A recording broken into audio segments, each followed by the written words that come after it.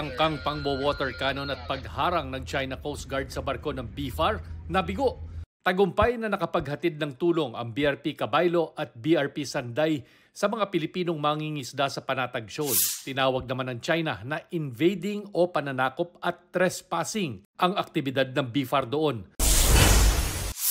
Mahigit 4 na milyong pisong halaga ng giant clam o taklobo na kumpiska sa likod ng isang bahay sa Carles, Iloilo. Mga Pinoy sa Florida, sa Amerika, pinag-iingat ng Embahada ng Pilipinas sa Washington, D.C. dahil sa banta ng Hurricane Milton.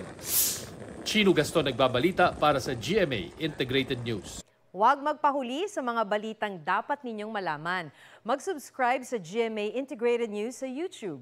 Sa mga kapuso abroad, subaybayan nyo kami sa GMA Pinoy TV at sa www.gmanews.tv.